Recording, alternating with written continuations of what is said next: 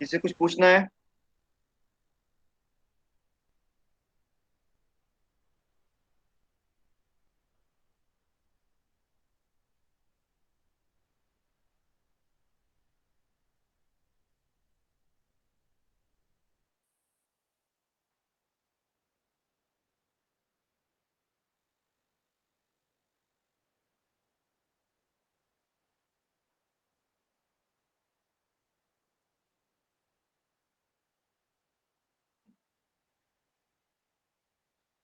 किसी को कुछ पूछना है? दोस्तों। होमवर्क कर लिया जो होमवर्क मैंने दिया था?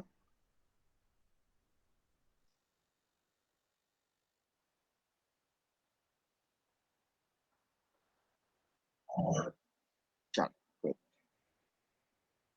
तो in the last class we have studied the measure of central tendency. कौन कौन से मेथड पढ़े थे आपने मेजर सेंट्रल टेंडेंसी के?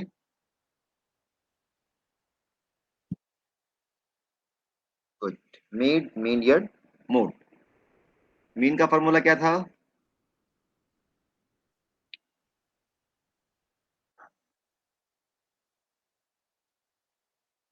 Very good. ठीक है। और all three we have studied in three cases. First is the raw data, second is the discrete data, and third one is the continuous data. Continuous data means class intervals. Raw data means simple value the that 10, 12, 13, 14, and we have to find out the mean, median, mode of these values. And discrete means we just given the yes, yes. Here the value of x is given and there is corresponding frequency. Suppose x is 2, 3, 4, 5, and we just count the frequency. Suppose it is 2, it is 8, it is 10, and it is 2 again. So this is discrete data. So yes, now today we will study the new measure and it is the measure of dispersion. तो measure of dispersion क्या है, क्यों इसको हम use करते हैं, ये हम आज सीखेंगे। मैंने बताया था कि मीन का क्वेश्चन या तो मीडियन निकालने के लिए आता है तो 5 मार्क्स का क्वेश्चन बनता है, पर अगर मीन निकालने के लिए आता है तो वो 2 मार्क्स का बनता है। तो उसके साथ जनरली जो पूछा जाता है वो है स्टैंडर्ड डेविएशन। ये आपको एक डेटा दे दिया, उसका मीन भी कैलकुलेट करो एंड स्टैंडर्ड डेविएशन भी कैलकुलेट करो। ठीक है, वो भी कॉन्टिन्यूअस केस में। तो क्या है स्टैंडर्ड डेविएशन, क्या इसका सिग्निफिकेंस है, क्यों हम इसे यूज कर रहे हैं? देखिए कभी कभी क्या होता है कि हमारा डेटा इस तरह का होता है, दो डेटा इस तरह के होते हैं कि उनका मीन सेम, मीन या मीडियन या मोड जो भी है, 10, 30 एंड 50। बता सकते हैं इसका मीन कितना है?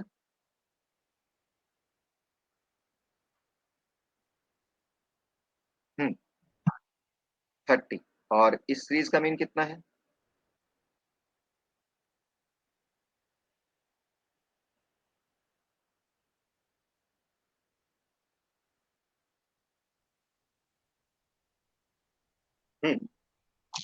30 है इसका भी। और मीडियन?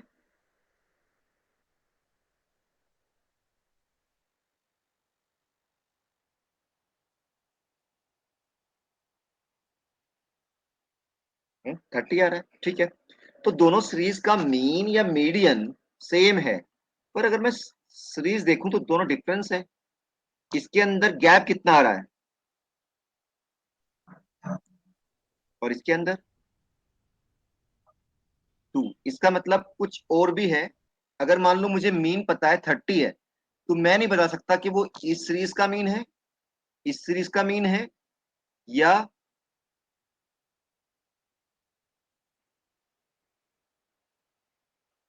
या 30 और मुझे चाहिएगा, चलो ऐसे ले लेते हैं 100 प्लस 100, इस तरह कुछ। तो मुझे नहीं पता कि वो सीरीज क्या होगी। तो for that we have to measure another statistical tool called measure of dispersion.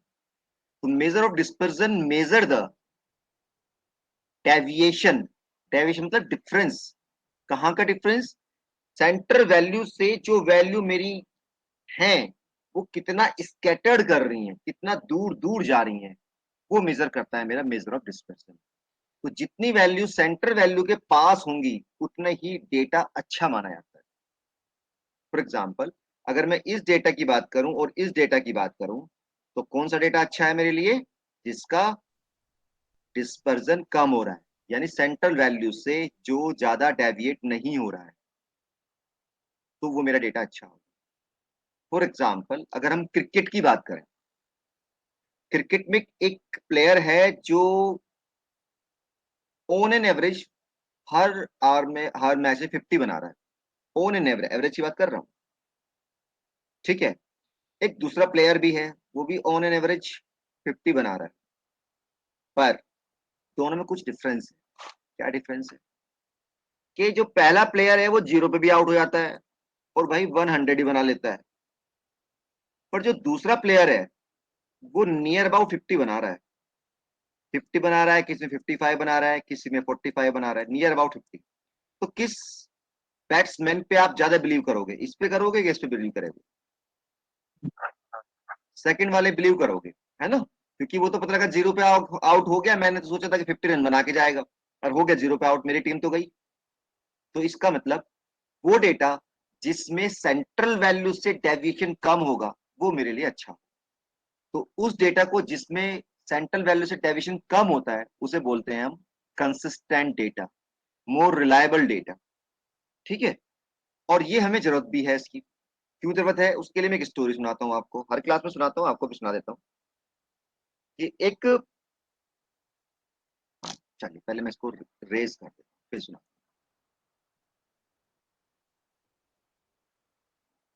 Story है कि भाई एक जो है ज्ञानी, ज्ञानी चाहे आप पंडित से कहो, चाहे मौलवी से कहो, किसी से भी कह सकते. ज्ञानी मतलब जो धर्म के ज्ञाता हैं समझ लीजिए, या जिन्हों जो पहले धर्म के ज्ञाता समझे. तो वो भाई साहब क्या कर रहे थे? एक रिवर क्रॉस कर रहे थे. ये मेरी रिवर है. यहाँ बोर्ड लगा था एवरेज डेप्थ. एवरेज डेप्थ जो है इसकी वो है 3 फीट. ओके. बोर्ड लगा हुआ है यहाँ पे 3 फीट. ज्ञानी जी आते हैं उनकी फैमिली के साथ, उनके बच्चे भी होते हैं, वाइफ भी होती है. ठीक है. ये उसके बच्चे हैं. तो वो देखते हैं कि इसकी जो एवरेज डेप्थ है वो 3 फीट है, और वो अपनी फैमिली की एवरेज हाइट निकाल लेते हैं, वो आती है 4 फीट फॉर एग्जाम्पल. तो वो कहते हैं कि भाई एवरेज, मेरी एवरेज हाइट, मेरे फैमिली की एवरेज हाइट इसकी डेप्थ से ज्यादा है, तो मेरा परिवार इसको पार कर लेगा आराम से. तो ठीक है जी, एंट्री कर जाते हैं नहर उसके अंदर, रिवर के अंदर. शुरू में तो कुछ होता नहीं. आप जानते हो रिवर कहाँ से गहरी होती है? सेंटर से गहरी होती है ना. और जैसे ही वो यहाँ के यहाँ पहुंचते हैं तो भैया डूबना शुरू हो जाते हैं. पहले तो बच्चे जाएंगे, फिर वाइफ मैडम जाएगी, फिर शायद ये जाएं या बच के निकल जाएं. तो वो कहता है कि भाई लेखा जोखा जोखा तो कुनबा मेरा डूबा क्यों. कि मेरी कैलकुलेशन तो बिल्कुल ठीक थी, पर भाई ये कुनबा मेरा फैमिली कैसे डूब गई.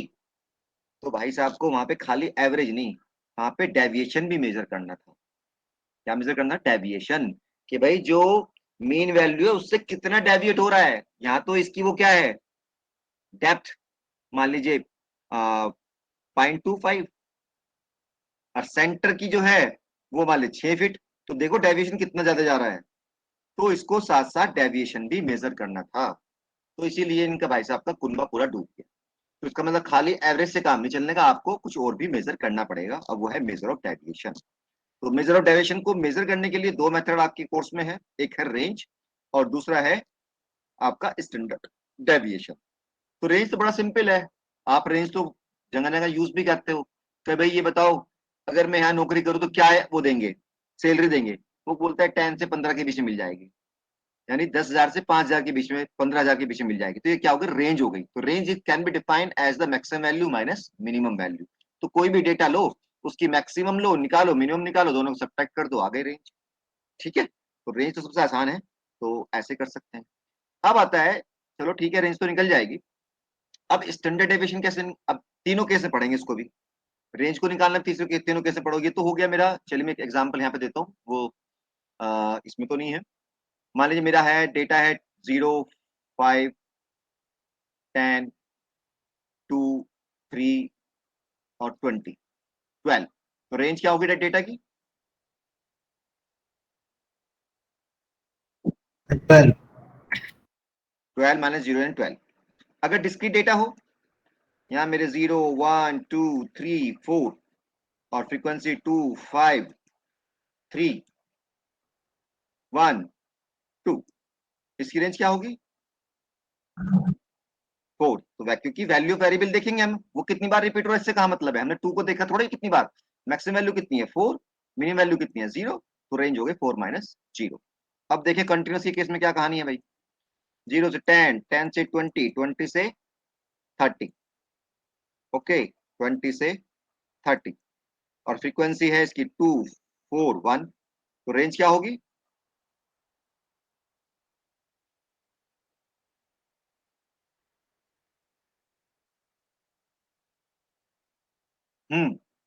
रेंज मिनिमम वैल्यू कितनी है 0, मैक्सिमम कहां तक जाएगा 30, तो रेंज 30। 30। तो कुल मिला के चाहे आपका रॉ डेटा हो, चाहे डिस्क्रीट हो, कंटिन्यूस हो, रेंज निकालना सबसे इजी। चलो, तो रेंज के ऊपर क्वेश्चन भी नहीं आता। जो सबसे इजी है उसके ऊपर क्वेश्चन कहाँ देता है एग्जामिनर। चलो तो भाई अब हम बात करते हैं स्टैंडर्ड डेविएशन की, जिसका क्वेश्चन लगभग हर साल में आ रहा है। अब क्या है standard deviation, standard deviation can be defined as mean, mean की तरह से डिफाइन है। तो मीन में क्या करते हैं भाई, हम सबको जोड़ो और divide by the number of observation. तो काम तो यहां भी यही करना है, पर क्या किसका मीन निकालना है, जो डेटा है उसका मीन नहीं निकालना। हम पहले निकालेंगे डेविएशन। तो मीन किसका, variance is the average, average मतलब मीन, या variance is the average of squares, square of the deviation of the value taken from the mean. यानी क्या कहना चाह रहा है, ये मीन तो है पर किसका, कि पहले आप हर वैल्यू से मीन का डेविएशन निकालो, डिफरेंस निकालो, मीन से कितना कितना दूर जा रहा है, उसका स्क्वायर करो जो डिफरेंस आया, और जो बन के आया उसका मीन निकालो।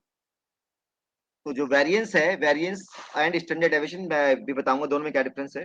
तो वो है मीन, तो मीन का क्या होता है, सबको ऐड करो और divide by number of observation. पर किसको ऐड करो, इसको ऐड करो, ये क्या चीज बनाई उन्होंने, हर वैल्यू से मीन लेस करा, उसका स्क्वायर करा, उन सबको फिर ऐड करो, divide by number of observation कर दो, तो आपका आ जाएगा वेरिएंस। और अगर इसका स्क्वायर रूट ले लेंगे तो बन जाएगा स्टैंडर्ड डेविएशन। ओके, तो क्या करना है कुल मिला के हमें भाई, हम क्या मेजर कर रहे हैं, जो हमारा ये मेजर ऑफ डिस्पर्जन है, मेजर कर रहा है सेंट्रल वैल्यू से कितनी कितनी दूर है ऑब्जर्वेशन। तो इसने क्या किया, हर वैल्यू से मीन लेस कर दिया। तो मीन पहले, तो इसका मतलब क्या हुआ, अगर स्टैंडर्ड डेविएशन निकालना है तो मीन तो निकालना पड़ेगा। अब हर वैल्यू से मीन निकालेंगे, मीन लेस करेंगे, उसका स्क्वायर करेंगे, और जो वैल्यू आएंगी यहाँ पे उनका सम अप कर देंगे, और फिर उसका मीन निकाल लेंगे, यानी इसको डिवाइड कर देंगे नंबर ऑफ ऑब्जर्वेशन से। तो हमारा बन जाएगा स्टैंडर्ड डेविएशन स्क्वायर रूट लेने के बाद। जनरली बच्चे स्क्वायर रूट नहीं लेते, भूल जाते हैं। तो स्टैंडर्ड डेविएशन क्या है, स्क्वायर रूट है। यहाँ पे अगर जो वो आएंगी, वैल्यू आएंगी, वो तो स्क्वायर में आएगी। मान लो अगर मैं कहूँ वेट की बात करूं, तो वेट किलोग्राम, किलोग्राम का स्क्वायर करोगे तो किलोग्राम स्क्वायर आ जाएगा, पर आंसर हमारा क्या आना चाहिए, उसी यूनिट में आना चाहिए। तो इसलिए इसका स्क्वायर रूट ले लिया। अब इसके दो फार्मूले बनाए, एक फार्मूला तो ये है, ये फार्मूला तब यूज करते हैं जब मीन जो है वो इंटीजर हो, एक्स बार क्या हो, इंटीजर। क्यों करते हैं भाई ऐसा, मीन इंटीजर होने का मतलब कि वो होल नंबर हो। होल नंबर मतलब 1, 2, 3, 4, 5 इस तरह का कोई नंबर हो, पॉइंट में ना। तो अगर ये पॉइंट में होगा तो क्या प्रॉब्लम होगी, क्यों नहीं हम इसको उस टाइम पे यूज करने के जब पॉइंट में होगा। तो देखो क्या प्रॉब्लम आएगी, अगर मैं कहूं मेरा मीन आ गया भाई 1.25 आ गया सपोज, और मेरा जो एक्स था वो 1, 2 था, 1 था, यहाँ कर लेते हैं 5 कर लेते हैं। 3 था, 6 था, 10 था। अब क्या कह रहा है, हर वैल्यू से मीन लेस करो। तो 2 माइनस 5.25। अब क्या करूं मैं इसका, फिर इसका स्क्वायर करो भाई। तो कितना आएगा इसका स्क्वायर करके, तो मीन लेस करेंगे तो माइनस क्या आ गया 3.25। और जब स्क्वायर करोगे तो क्या आएगा भाई, कोई बता सकता है इसका स्क्वायर क्या होगा?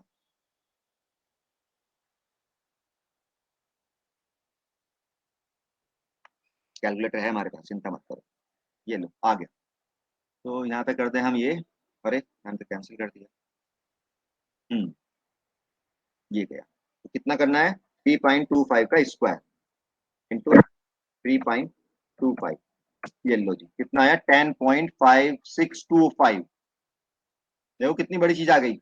अब क्या करें भाई, अब इसको हम क्या करें, ये आ गया, ये आया 10.5625। ऐसे हर वैल्यू से लेस करेंगे भाई, 1 से भी करो, फिर 3 से भी करो, 6 से भी करो, तो कितनी बड़ी बड़ी वैल्यू आ रही है। तो ये कैलकुलेशन बड़ी टफ हो जाती है पॉइंट आने पे। अगर ये पॉइंट ना होता, अगर यहाँ खाली 5 ही होता, तो 2 - 3, 2 - 5, माइनस के 3, 3 का स्क्वायर 9। यहाँ पे 1 - 2.5, यानी 2 सॉरी 1 - 5 करें तो 4, 4 का स्क्वायर 16। तो बहुत ईजी था। तो अगर अगर ये पॉइंट में आता है तो हम ये फार्मूला यूज नहीं करते, इससे कैलकुलेशन बड़ी टफ हो जाती है। तो उसके लिए इन्होंने बताया दूसरा फार्मूला आप यूज कर लो भाई, ये ना करो। तो इन्होंने क्या करा, मैथ के बच्चे हो आप, तो इसका स्क्वायर रूट, इसका स्क्वायर खोल दिया और ये एक नया फार्मूला बना दिया। इसका स्क्वायर खोलने पे एक नया फार्मूला बन जाएगा। तो डेरिवेशन तो क्योंकि आपके कोर्स में नहीं है, इसलिए मैं डेरिवेशन नहीं करा रहा हूँ। तो ये फार्मूला बना, कहाँ बना हुआ फार्मूला भाई? ये तो नहीं लिखा है, नहीं मैं बनाता हूँ। जशन सिम नहीं खुल रहा है इसमें भाई। चलो मैं ऐसे लिख के दिखाता हूँ।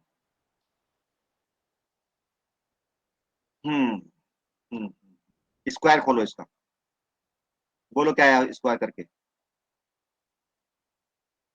बताओ भाई। ये ए है, ये बी है, ए और बी का स्क्वायर क्या होता है? एक्स आई square plus x bar square.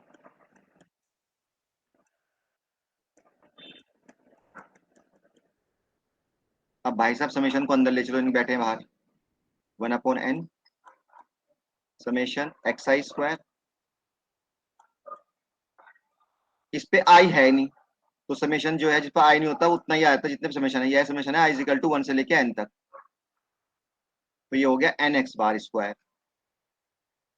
Minus के 2 बाहर आ जाएंगे समेशन से, एक्स बार बाहर आ गए, और ये समेशन बैठ गया एक्स के साथ। ठीक है, यहाँ तक तो कोई प्रॉब्लम नहीं है आपको। अगर मीन का फार्मूला देखें तो मीन का फार्मूला कितना होता है, समेशन एक्स आई अपॉन एन ही तो होता है। अगर इसकी वैल्यू मैं निकालना चाहूँ तो कितनी होगी, एन इंटू एक्स बार हो जाएगी। तो मैं इसकी जगह भी एन इंटू एक्स बार लिख सकता हूँ। तो ये हो गया मेरा 1/n समेशन एक्स आई square plus N x bar square minus का 2 n x बार स्क्वायर। तो भाई एन एक ये रहा, एन एक्स बार एक ये रहा, तो माइनस का बचेगा। तो ये आ गया 1/n ब्रैकेट समेशन एक्स आई square minus N x bar square. Okay, ये फार्मूला बन गया मेरा। इसको एन को अंदर ले जाना चाहो तो और अच्छा है। तो कितना हो जाएगा फिर एन के अंदर जाके, 1/n समेशन एक्स आई स्क्वायर।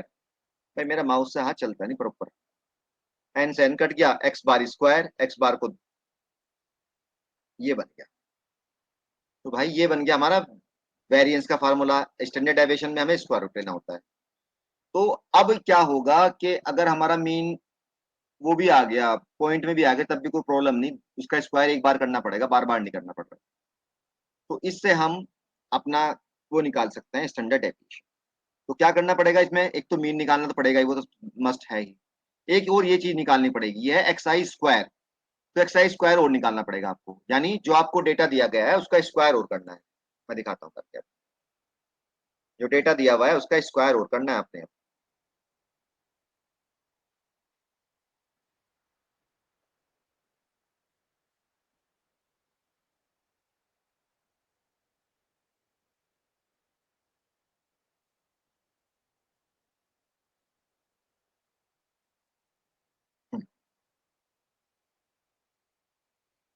मान लो मेरे पास डेटा है x, suppose simple raw data है, ऑब्जर्वेशन है 2 3 4, सपोज सिंपलिसिटी के लिए, तो मीन कितना आ गया इसका 2 + 3 + 4 डिवाइड बाई 3, कितना मीन आया 3। अब हमें क्या करना है, तो दूसरा फॉर्मूला लिख देता हूं मैं, 1/n समेशन xi² माइनस, या तो यही फार्मूला याद रख लो बस। पर वो जब मीन इंटीजर तो बहुत अच्छे से काम करता है, फिर इससे बहुत इजी हो जाती है कैलकुलेशन। चलो, तो मीन आया 3, हमारा फार्मूला यही है, तो हमें क्या निकालना है एक्स आई का स्क्वायर, यानी हर का स्क्वायर और निकालना है, तो इसका स्क्वायर करो, कितना होगा इसका स्क्वायर बोलो 16। अब क्या कह रहा है, सम करो इसका, सम कर लो भाई, नो 29।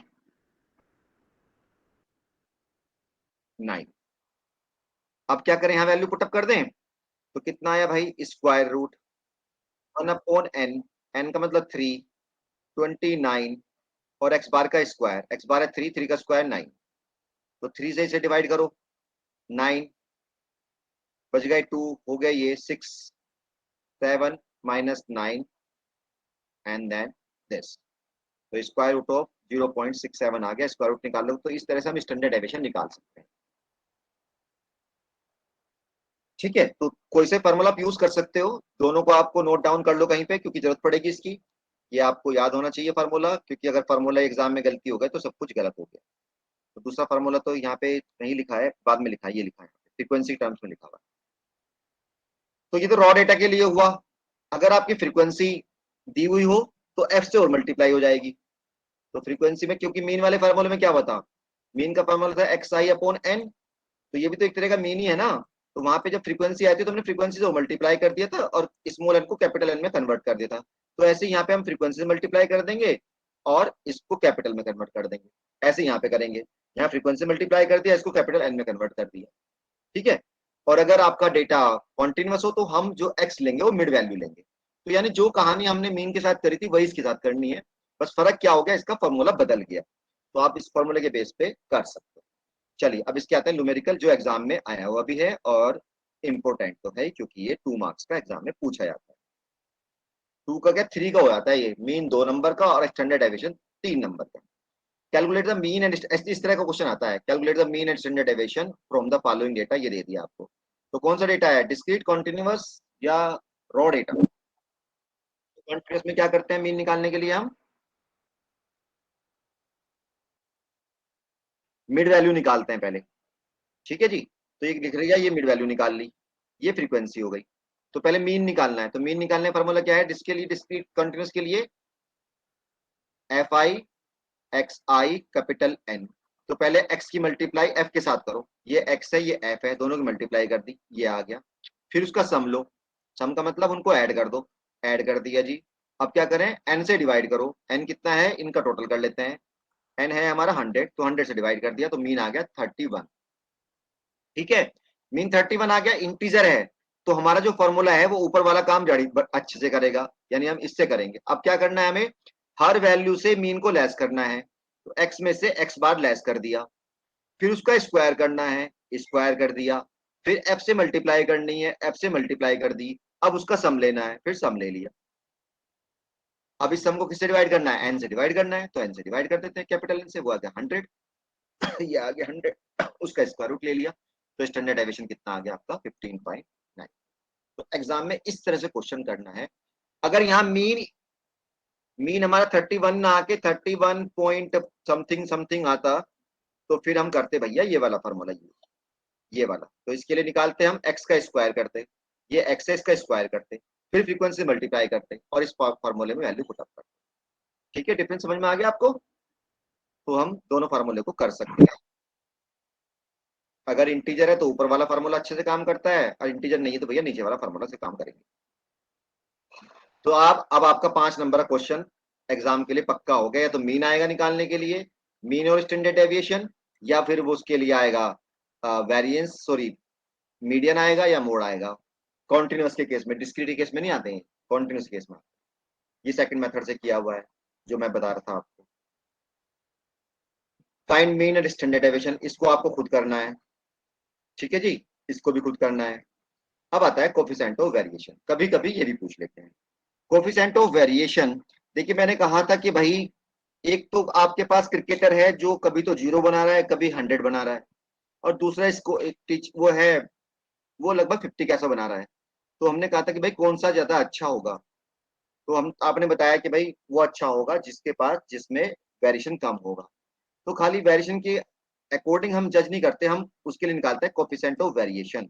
और कोफिशिएंट क्या है, standard deviation upon x bar into 100, इससे निकालेंगे। ठीक है, तो दो चीजें पूछ सकता है।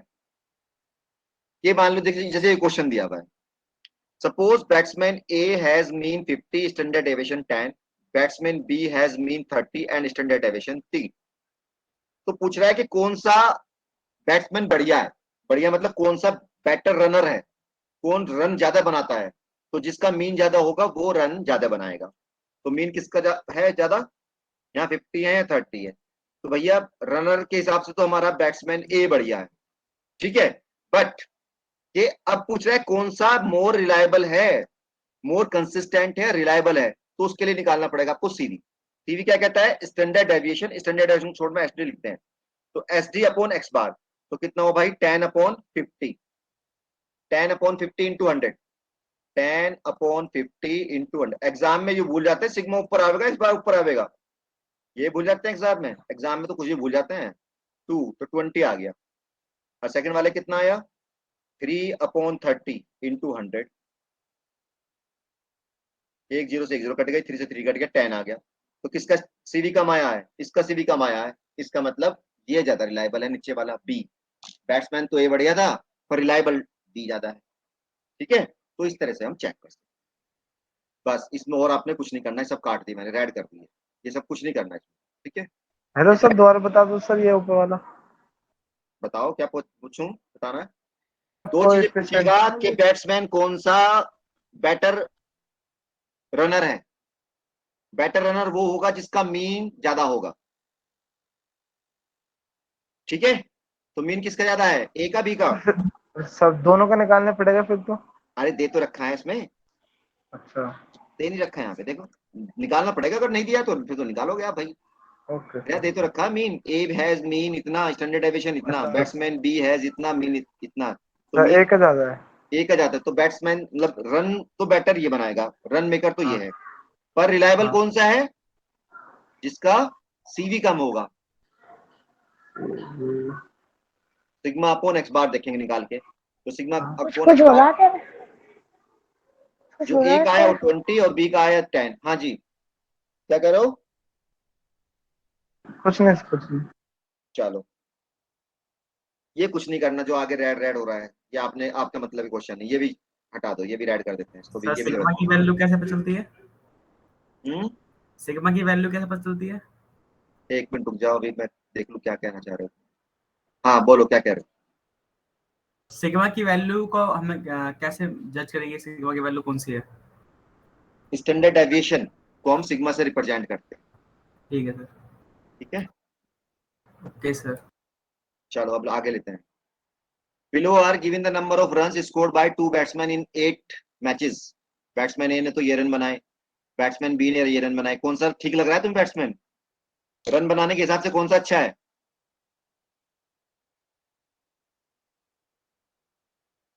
ये वाला सर। तो रन तो भाई बी वाला ज्यादा मार रहा है, 120 भी कर दी है ना, पर ये 0 पे भी आउट हो रहा है और 5 रन भी बना रहा है, तो रिलायबल कौन सा होगा, बैट्समैन ए ज्यादा रिलायबल होगा। तो हम तो उसी हिसाब से देखेंगे, मीन देखेंगे पहले निकाल के, who is better run scorer, तो मीन निकाल के देख लेते हैं। तो मीन जो आया वो आया 50 और 52, तो भाई मीन तो 52 सेकंड वाले का ज्यादा आ रहा है, तो इसका मतलब रन तो ये अच्छे बना रहा है, पर कौन सा मोर कंसिस्टेंट है, मोर रिलायबल है, उसके लिए सीवी देखना पड़ेगा। तो पहले वाले का तो सीवी 80 53 आया, और इसका सीवी आया 82, तो जिसका सीवी कम होगा वो ज्यादा अच्छा रिलायबल होगा, तो पहले वाला ज्यादा रिलायबल होगा। ठीक है, चलो इसका मीन और वेरिएंस तुम निकालोगे, सिग्मा निकालना पड़ेगा ना इसका, दोनों का। जी कौन सा सर, जी केस है, समझ डिस्क्रीट समझ गया। Continuous raw data. डिस्क्रीट है ये, अच्छा डिस्क्रीट। दो डेटा है, दो लोगों का दे रखा है, इसलिए लग रहा तुम्हें ये डिस्क्रीट है, हाँ? चलो ये हो गया जी हमारा पूरा। अब आता है नेक्स्ट कोरिलेशन। कोरिलेशन और रिग्रेशन का एक 10 नंबर का क्वेश्चन 100% एग्जाम में आता है। ये तो कोरिलेशन पूछेगा, ये रिग्रेशन पूछेगा। ज्यादा चांस तो रिग्रेशन के होते हैं, पर फिर भी कोरिलेशन के भी चांस हैं। अगर उसकी चांस 70 है तो 30% कोरिलेशन के भी हैं, तो कोरिलेशन भी पढ़ना पड़ेगा। चलो जी पढ़ते हैं कोरिलेशन। रिलेशन तो पता है ना आपको, कि अगर कोई दो बंदे आपस में कनेक्टेड हैं, मतलब जानते हैं एक दूसरे को, या उनके बीच में कोई फैमिली रिलेशनशिप है, तो हम कहते हैं कि हाँ भाई, अगर मान लीजिए एक फादर एक बेटा, तो कहते हैं रिलेटेड है, मदर बेटा है या वाइफ जो भी है रिलेटेड है। तो ऐसे ही अगर एक वेरिएबल दूसरे वेरिएबल पे डिपेंड हो रहा है, तो कहेंगे कि वो कोरिलेटेड हैं। दोनों वेरिएबल कैसे हैं, वो उनके बीच में कोरिलेशन एग्जिस्ट कर रही है। यानी एक को चेंज करने पे यदि दूसरा वेरिएबल भी चेंज हो रहा है, तो हम कहेंगे जो डेटा हमारा है वो आपस में कोरिलेटेड है। अगर एक को चेंज करने पे दूसरे पे कोई फर्क ही नहीं पड़ रहा, तो क्या हुआ, आप कुछ भी बोलते रहो, हमारे प्राइम मिनिस्टर साहब पे तो कुछ भी फर्क नहीं पड़ेगा, तो आप और प्राइम मिनिस्टर साहब इंडिपेंडेंट हो। पर आप कुछ बोल रहे हो तो आपकी फैमिली पे फर्क पड़ेगा। They are correlated. ठीक है, तो क्या है कि हम एक के, अगर ये तो हो गया, अगर एक के चेंज करने से दूसरा चेंज हो रहा है तो इसका कोरिलेटेड है, पर एक के चेंज करने से दूसरा चेंज ही नहीं हो रहा तो वो कोरिलेशन नहीं है। अब अगर एक के चेंज होने पे एक को अगर हम बढ़ा रहे हैं, वेरिएबल को, उसकी वैल्यू को बढ़ा रहे हैं या घटा रहे हैं, दूसरा वेरिएबल भी सेम डायरेक्शन में मूव कर रहा है। अगर इधर बढ़ा रहे हैं तो उधर भी बढ़ रहा है, इधर कम कर रहे हैं तो उधर भी कम हो रहा है, तो हमारे कहेंगे they are the positively correlated. अगर एक को बढ़ाने पे दूसरा कम हो रहा है तो they are the negatively correlated. अगर एक को हम बढ़ाते हैं तो दूसरा कम हो जाता है। एसी की, एसी को ज्यादा चलाते हैं तो बिल कितना आता है, ज्यादा आएगा कम आएगा, तो कैसे होगा ये, पॉजिटिव कोरिलेटेड या निगेटिवली कोरिलेटेड? पॉजिटिव। और एसी को चलाने पे गर्मी कम होती है बढ़ती है, तो ये कैसे हो गए, नेगेटिवली कोरिलेटेड हो गए। ठीक है, ऐसे बहुत सारे एग्जांपल आपकी लाइफ में हैं। इनकम एंड एक्सपेंडिचर, बताओ कैसे होते हैं, पॉजिटिवली या निगेटिवली? Negatively correlated. इनकम के बढ़ने पे एक्सपेंडिचर कम हो जाते हैं। नहीं सर, मतलब कहने का मतलब जैसे इनकम ज्यादा है, एक्सपेंडिचर भी उतना ही बढ़ेगा, तो कैसे होंगे, मगर इस बेस पे कैसा हो गया variable, positively correlated negatively correlated? Positively correlated. Positive. अब दूसरा आंसर बताओ, आप क्या कह रहे थे? सर ये कह रहा था जैसे अ, जो आपने अभी बताया पॉजिटिवली एंड नेगेटिवली कोरिलेटेड, ये जैसे डायरेक्ट एंड इनवर्स प्रोपोर्शनल होता है, थोड़ा उस टाइप ही है ये।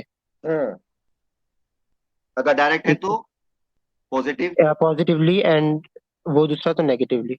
बिल्कुल बिल्कुल सही समझा आप ना।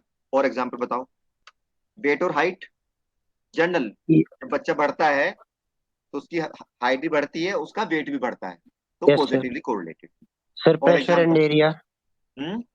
Pressure and area. यस। और ठीक है, speed is equal to distance upon time, speed and time inverse related है। ये इनवर्स रिलेटेड है। Very good. ठीक है, चलो सर अब इसे थोड़ा सा भाई एग्जाम में ऐसे थोड़ा लिख के आएंगे, बिल्कुल सिंपल लैंग्वेज में थोड़ा सा देखते हैं कैसे चेंज होगा, लिखना। Yes sir. When two variables are related in such a way that change in one value of one variable, change in the value of one variable affects the value of another variable. क्या कह रहा है, two variables are, correlated की बात करें तो related तो relationship तो होगी उनके बीच में। तो when two variable are related in such a way that change in the value of one variable affects the value of the other variable, then the variable are said to be correlated. There is a correlation between the two variables. In many practical applications, we might come across the situation where the observation are available on two or more variables. The following example, ये तो खाली इसको हटा सकते हो आप, इसकी जरूरत नहीं है, आप सिंपल लैंग्वेज में आप इसे लिख के आओ, इसे ऐड कर दिया मैंने। Height and weight of a person of a certain group, sales revenue and advertisement cost. Generally देखा होगा आपने, जो कंपनी ज्यादा एडवर्टाइज करती है तो उसकी सेल भी बढ़ जाती है। Time spend on the study and marks obtained by student in exam, तो ये कैसे हैं ये सब चीजें, ऊपर वाला example directly positive. Positively correlated है ना। Yes sir. तो ये तो कहानी है ऊपर की, यहाँ से देखते हैं।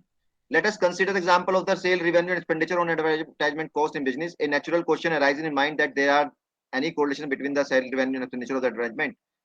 Does sales revenue increase the or decrease the expenditure? If we see the example of time spent, ये कह रहा है तो खाली ये कुछ नहीं है, तो मैं छोड़ रहा हूँ, ये सब हटा दो, आप सिंपल मेन मुद्दे पे आओ। When यहाँ पे definition दी है, when two values are related in such a way that change in one value affect the another value, then the values are said to be correlated. There is a correlation. So type of correlation. So there are two types of correlation: positive correlation and negative correlation. Correlation between two variables is said to positive if value of the variable deviates in the same direction. यानी same direction में deviate करो या move करो लिख दो. That is, if the values of one variable increase or decrease, then the value of other variable increase or decrease. यानी same direction में अगर increase कर रहे हैं तो दूसरा value भी increase कर रहा है, अगर एक को डिक्रीज करें तो दूसरा डिक्रीज कर रहे हैं, तो the variables are said to be positively correlated. इससे एग्जांपल दे दो अब यहाँ पे, है ना। ऐसे ही आप सिंपल निगेटिव कोरिलेशन में आओ, तो ऐसे में क्या होगा कि अगर वो in opposite direction, the value of one variable increase और decrease, then the value of the variable decrease increase. अगर आप इंक्रीज करोगे तो वैल्यू क्या होगी, डिक्रीज होगी, और अगर आप डिक्रीज करोगे तो दूसरी वैल्यू इंक्रीज होगी। तो हम कहेंगे कि जो वेरिएबल्स हैं वो निगेटिवली कोरिलेटेड हैं। अब क्या है, volume and pressure of a perfect gas, price and demand, price बढ़ने से डिमांड कम हो जाती है। Literacy and poverty in a country, generally अगर हमारी लिटरेसी बढ़ जाए तो पॉवर्टी भी कम होगी। Time spend on mobile and marks obtained by student in examination, ये आपके लिए है। जितना आप टाइम मोबाइल पे वैसे बर्बाद करोगे तो मार्क्स भी उसी हिसाब से कम हो जाएंगे। ठीक है, तो ये हो गया हमारा। अब इसके मेजर, भाई कोरिलेशन तो है, समझ में आ गया कि रिलेटेड है, पर कैसे मेजर करेंगे, तो इसके लिए मेजर हमारा है, पहला है स्कैटर डायग्राम। स्कैटर डायग्राम भी एग्जाम में बनाने के लिए आ जाता है। तो स्कैटर डायग्राम कुछ नहीं है, बस खाली हमें पॉइंट्स लगाने हैं और उनको मिला देना है, तो हमारा स्कैटर डायग्राम बन जाएगा। तो देखिए दो वेरिएबल आपके पास है, एक है आपके पास मान लेते हैं एक्स है और दूसरा वाई, ठीक है, एक्स है दूसरा वाई है। तो ये आपको डेटा दे दिया उसने कि भाई इसकी वैल्यू 2 है, इसकी वैल्यू 6 है, इसकी वैल्यू 8 है, इसकी वैल्यू 10 है, और y की भाई साहब की वैल्यू है, इसकी 4 है, इसकी मान लेते हैं 7 है, इसकी 10 है और इसकी 12। तो आप देख रहे हैं ये बढ़ने से ही बढ़ रहा है, कोई बात नहीं, हमें तो उसका एक स्कैटर डायग्राम बनाना है। तो स्कैटर डायग्राम क्या है, एक 2 डायमेंशनल डायग्राम है, एक तरफ x ले लो, एक तरफ y ले लो। अब भाई कहाँ तक पॉइंट जा रहे हैं, 12 तक जाने हैं, तो 1 2 यहाँ ले ले, 2 4 6 8 10 12, y को भी ले लेते हैं 2 4 6 8 10 और 12। चलो हो गया x और y। अब पहला पॉइंट बनाओ, 2 और 4, x पे है 2 और y पे 4, पहला पॉइंट लग गया। दूसरा मिलाओ भैया 6 और 7, तो 1 2 4 6 और भैया इसके हैं 7, तो दूसरा पॉइंट ये आ गया। 8 एंड 10, 8 यहाँ पे आ गए, 10 भाई साहब हमारे आ गए यहाँ पे कहीं, चलो साहब। फिर कितना है 10 एंड 12, 10 यहाँ पे आ गए, 10 यहाँ पे आ गए, 12 हमारे यहाँ पे आ गए। तो ये बन गया, जो ये बन के आएगा this is called the scatter diagram. तो स्कैटर डायग्राम के 2 नंबर पक्के में समझ लूं, यस सर। ठीक है, खाली फिर बस प्लॉट ही तो करना है वैल्यू को पॉइंट करना है बस, और कुछ नहीं करना। ना, और कुछ नहीं करना। और इन डॉट्स को अटैच मिलाना चाहो मिला दो, नहीं तो कोई जरूरत नहीं है, बस छोड़ दो ऐसे ही। मिलाते नहीं जनरली, स्कैटर डायग्राम में प्लॉट स्कैटर मतलब दिखाने चाहिए कि किधर किधर फैल रहे हैं, स्कैटर्ड हो रहे हैं, तो हम मिलाते नहीं है। ठीक है जी, हो गया स्कैटर डायग्राम। अब आगे चलते हैं। जी सर। तो स्कैटर डायग्राम के बेस पे हम बता सकते हैं कि इनके बीच में कोरिलेशन है कि नहीं है तो कैसी है, पॉजिटिव है निगेटिव है, ये सब हम देख के बता सकते हैं। तो यहाँ पे मैंने 3 एग्जांपल लिए हैं। देखो ये देखो स्कैटर डायग्राम ऐसे बनाए पॉइंट लगा लगा के। अब ये देखो नीचे से ऊपर की तरफ बढ़ रहे हैं, तो इसका मतलब क्या हो रहा है, तो नीचे से ऊपर की बढ़ने का मतलब क्या है कि x बढ़ने से y भी बढ़ रहा है। तो इसका मतलब क्या होगा, x बढ़ने से y बढ़ेगा तो कौन सी कोरिलेशन होगी, पॉजिटिव। अब यहाँ देखो x के बढ़ने से ये ऊपर की जगह नीचे की तरफ ग्राफ आ रहा है, इसका मतलब क्या हुआ, x के बढ़ने से y कहाँ जा रहा है, डिक्रीज हो रहा है। तो मतलब क्या हुआ, नेगेटिव Negative. कोरिलेशन। अब यहाँ x के बढ़ने से y बढ़ ही नहीं, मतलब ऐसे कोई फिगर, मतलब हमारी लाइन नहीं बन रही, तो इसका मतलब क्या है, ये no correlation. Independent of each कभी other. x बढ़ रहा है तो y कम है, तो कोई कोरिलेशन के बीच में नहीं है। तो ये तीनों डायग्राम आप एग्जाम में भी बनाया ना, है ना, जब कोरिलेशन डिफाइन करने के लिए आए तो। ठीक है जी। Yes, पर sir. इससे क्या हुआ, इससे ये तो पता चल गया कि इनके बीच में पॉजिटिव कोरिलेशन है, निगेटिव कोरिलेशन है या है नहीं, पर ये नहीं पता कि भाई कितने डिग्री की है, स्ट्रोंग है, हल्की कोरिलेशन है। भाई कुछ पर्सन में तो हल्की रिलेशनशिप होती है, किसी में बहुत स्ट्रोंग ग्रेट वो होती है, फ्रेंडशिप होती है। तो ये भी तो देखना है मुझे कि ये कितना स्ट्रोंग कोरिलेटेड है या कितना स्मॉल कोरिलेटेड है। तो इसके लिए हमें एक न्यूमेरिकल मेजर चाहिएगा, तो वो दिया हमारे कर्ल पियर्सन ने दिया कोफिशिएंट ऑफ कोरिलेशन कैलकुलेशन के बेस पे। तो हम उससे निकालेंगे कि इनके बीच में कितनी डिग्री की कोरिलेशन है।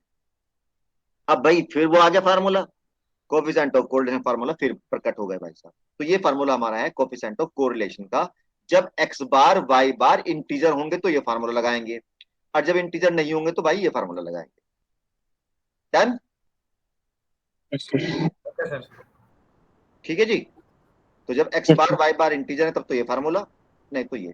तो ये फार्मूला है क्या, ये तो देखो पढ़ा हुआ सा लग रहा है मुझे। वेरिएंस को पढ़ के तो आया अभी आप, 1/n summation x minus X bar का स्क्वायर। बस ये एनी तो नहीं रहा, और ये n क्यों नहीं रहा मैं बता रहा अभी।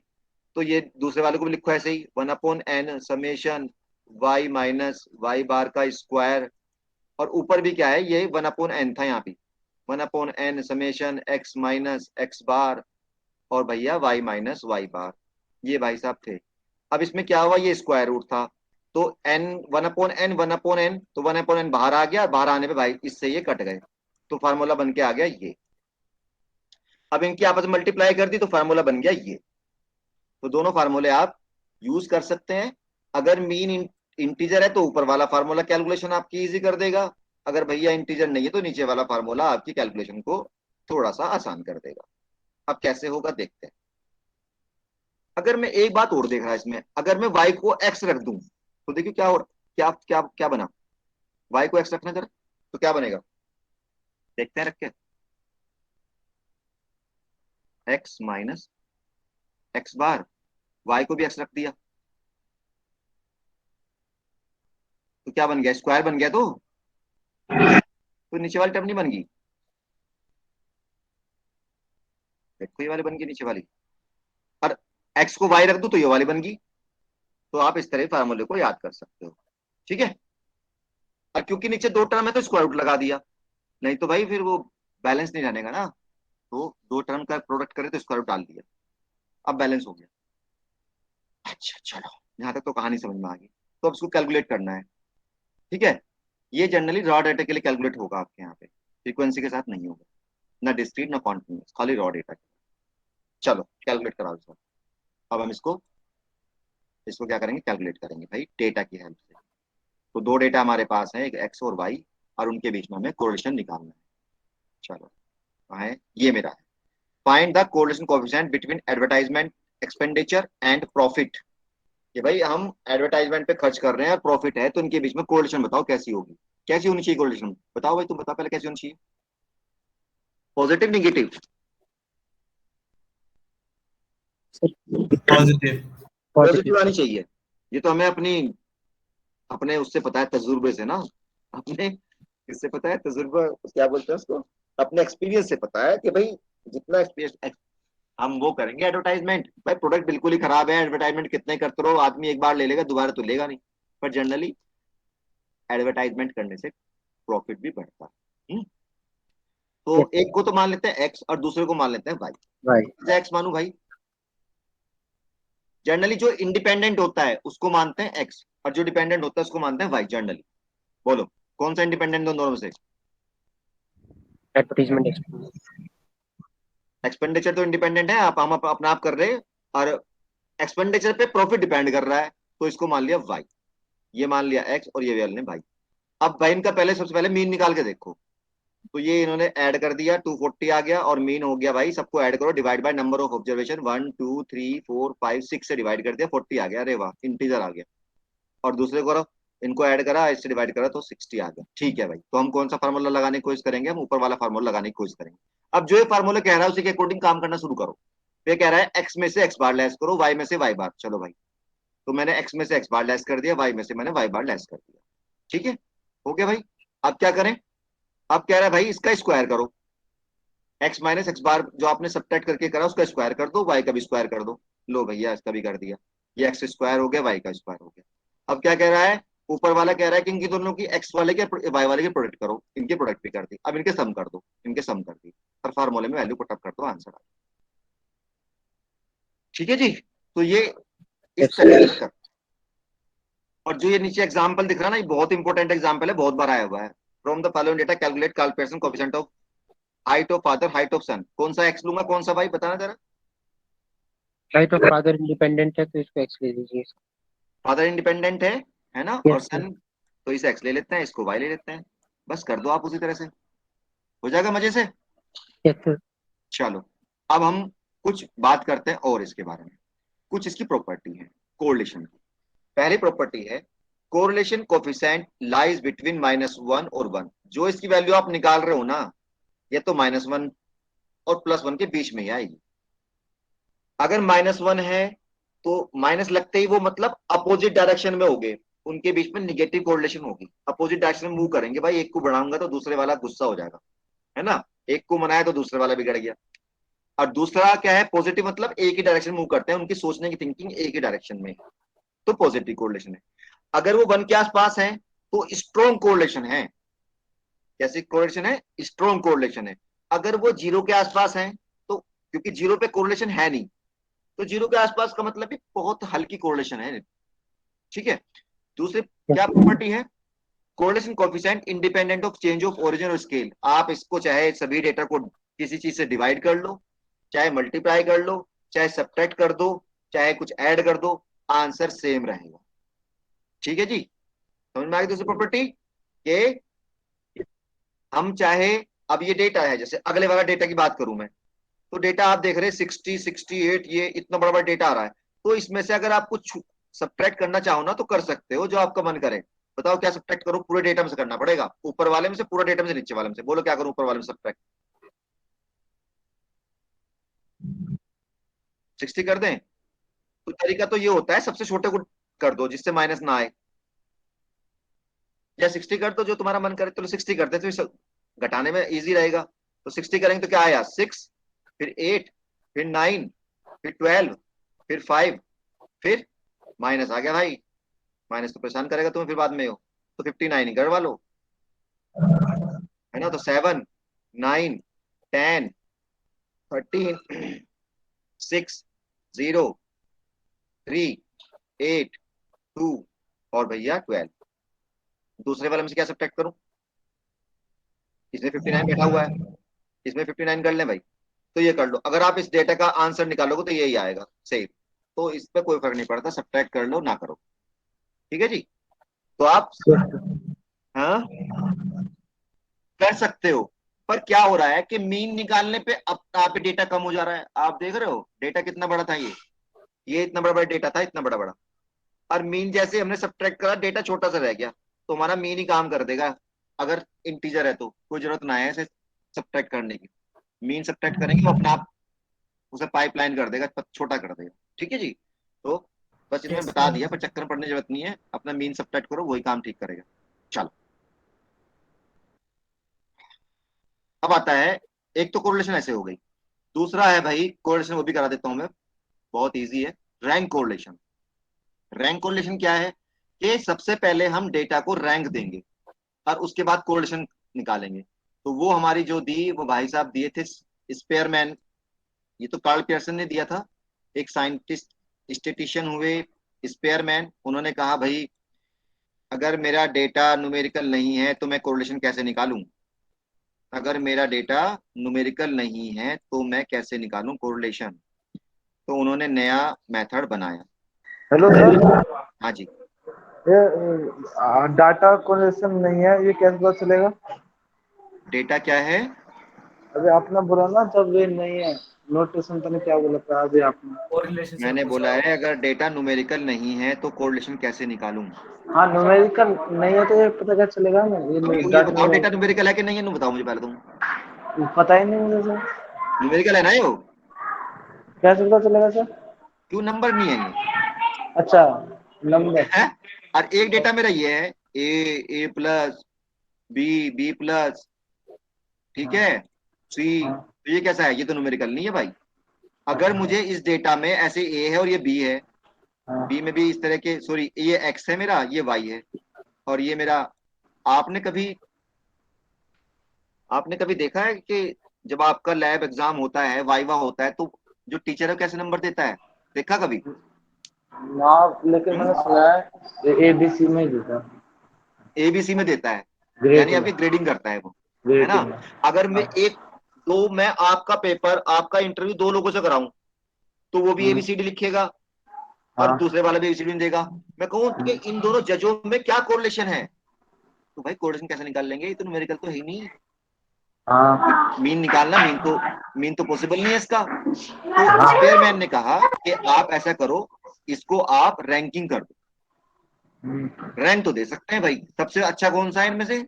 ए प्लस बी प्लस सी, हाँ, A+, कौन सा सबसे बढ़िया है? A+, great. ए प्लस, तो ए प्लस को तो वन दे दिया, फिर टू किसे दूं?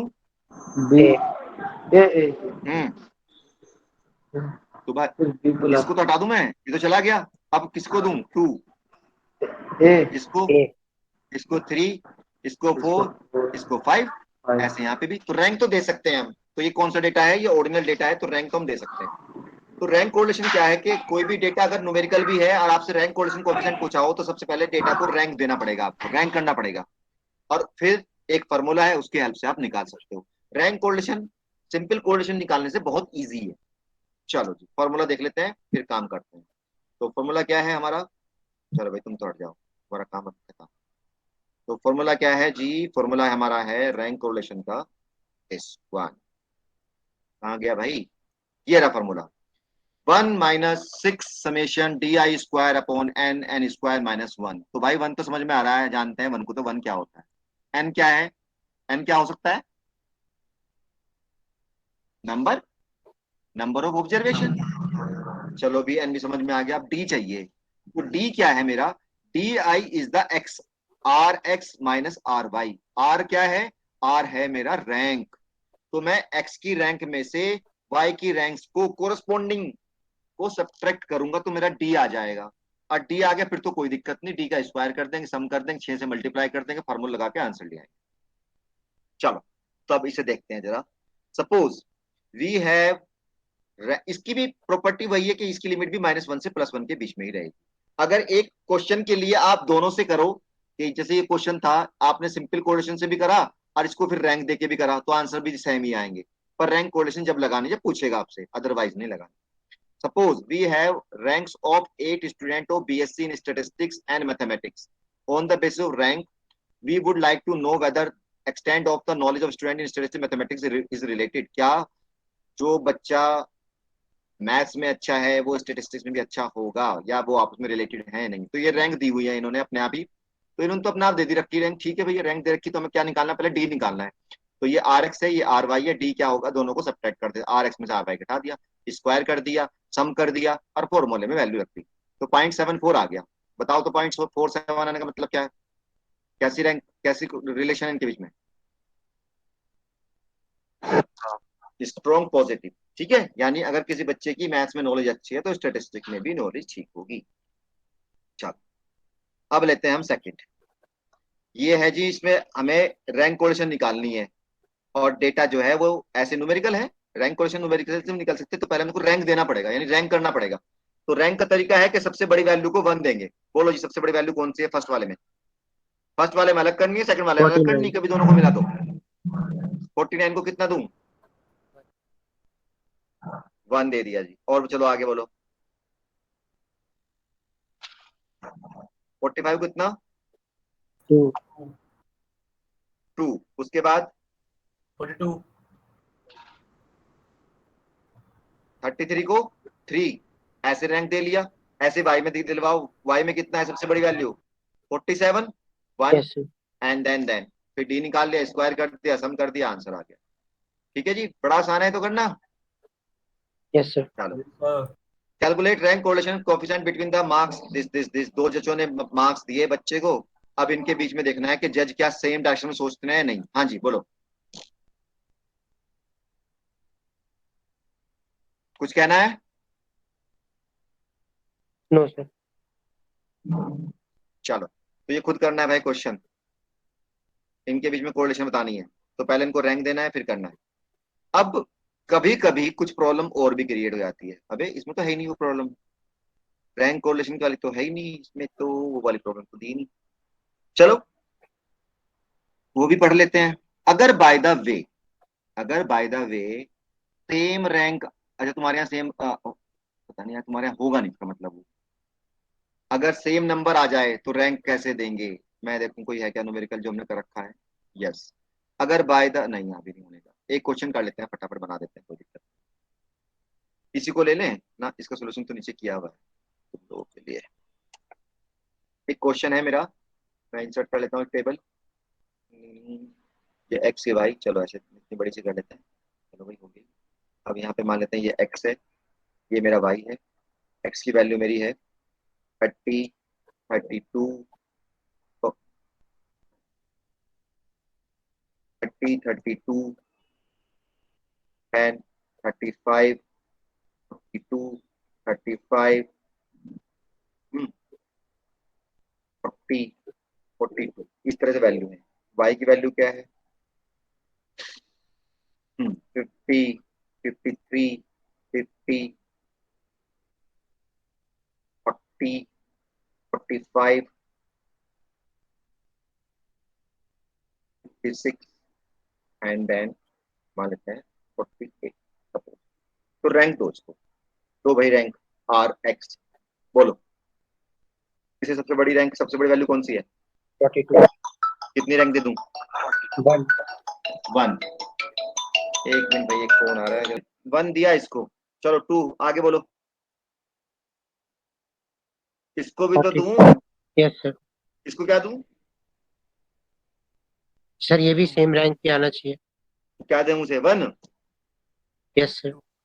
तो जब हमारी सेम रैंक होती है तो हम वहां पे एवरेज रैंक देते हैं।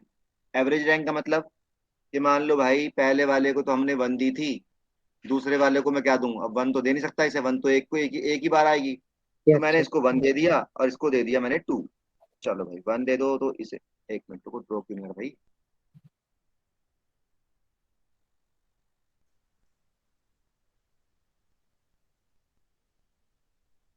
तो वाला ऑप्शन कहाँ गया? इसको तो मैंने दे दिया 1 और इसको दे देता है 2, तो नाराज हो जाएगा दूसरे वाला कि मैं भी तो सेम ही हूँ भाई, मुझे भी तो सेम दो। तो हमने क्या यस करा, सर। इन दोनों को एवरेज रैंक दे दी, ले भाई तू भी खुश हो जा हम भी खुश हो जाते हैं। तो 1.5 हमने इसको दे दिया और 1.5 इसको दे दिया, और रैंक हम देते देते पहुंच गए थे 2 तक, तो नेक्स्ट रैंक देंगे हम 3। 3 किसको दूं? इसको 6 मान यस लेते सर। हैं थोड़ी देर के लिए, 3 इसे दे दें, 4 किसे दूं? सर इसको दे दें, 5 किसको दूं? ओए ठीक है, 40 तो छूट गया, 40 रह गया सर। सॉरी, हाँ 40 रह गया भाई, एक मिनट रुको,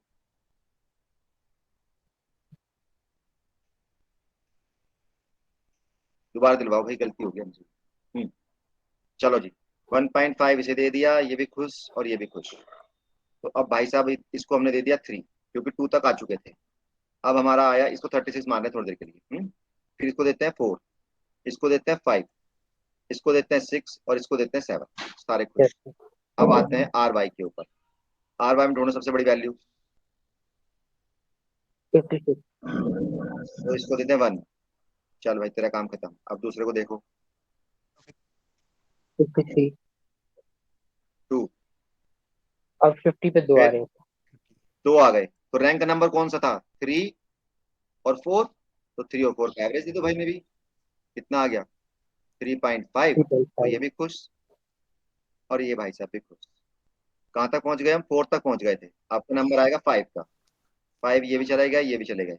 अब 5 किसको दूं? इसको 5 दे देते हैं, इसको 6 दे देते हैं, इसको 7 दे देते हैं।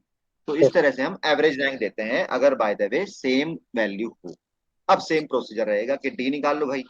डी है मेरा RX-RY, ठीक है जी। फिर क्या करो, डी स्क्वायर निकाल लो, दोनों को जोड़ो, उनका सम निकाल लो और फॉर्मूले में रखो। तो 1 - 6 summation DI square upon n into n square -1। पर भैया पिक्चर यहीं खत्म नहीं हुई। अब जो ये एवरेज रैंक करी ना, इसका भी तो इफेक्ट आएगा फार्मूले पे। तो इसका इफेक्ट क्या आता है फार्मूले पे? तो भैया ये फार्मूला यहाँ से बदल के मैं इसमें जोड़ दूंगा, जब आपको नोट्स भेजूंगा मैं तो जोड़ के भेजूंगा फार्मूला वो भी। तो ये DI नहीं रहता, फिर इसको भाई चेंज करना, ये चेंज हो जाता है DI।